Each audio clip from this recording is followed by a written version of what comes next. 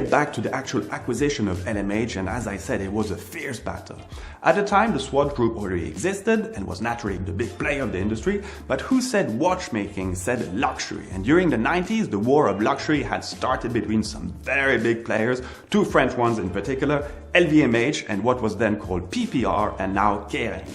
These last two were already very strong in fashion, fragrances, shoes, bags, you name it, but in watchmaking was still almost an untapped business for them. The battle between these players started, and very quietly Richemont came on the scene with some smart negotiation.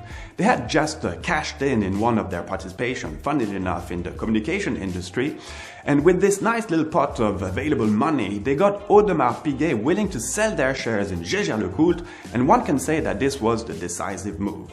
Overall, this operation on LMH, meaning the three brands, gave an incredible evaluation of the entire deal at slightly above the 3 billion Swiss franc mark.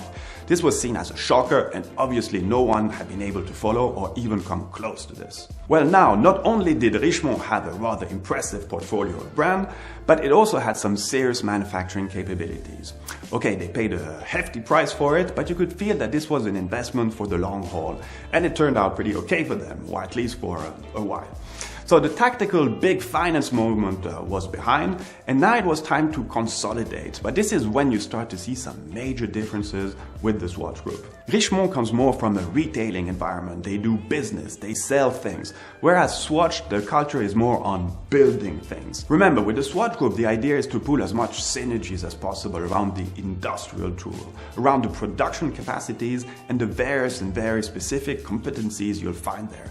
It's also structured as a pyramid when it comes to its various brands. Breguet, plastic Swatch.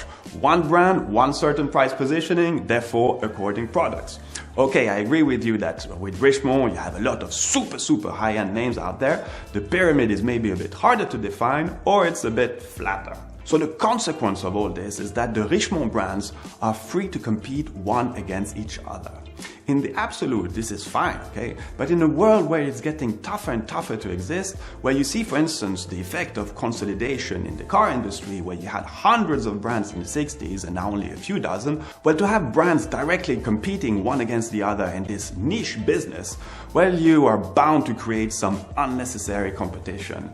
And in the process, diluting some of the energy some of these brands had, for instance, by putting much larger collection than necessarily needed.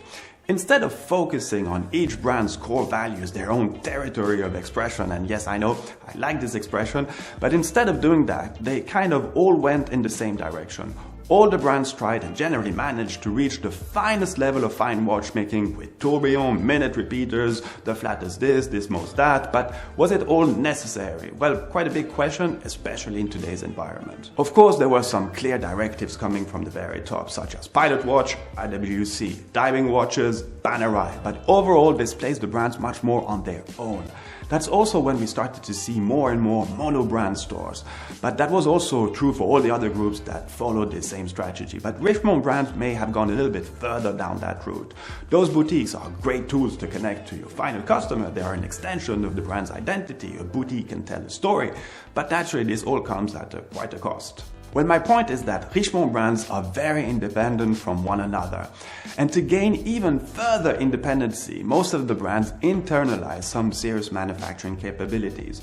Again, some extra cost. Well, you start to understand that this becomes a very expensive machine because you don't find the same synergies we had mentioned regarding the Swatch Group, but rather duplicates here and there.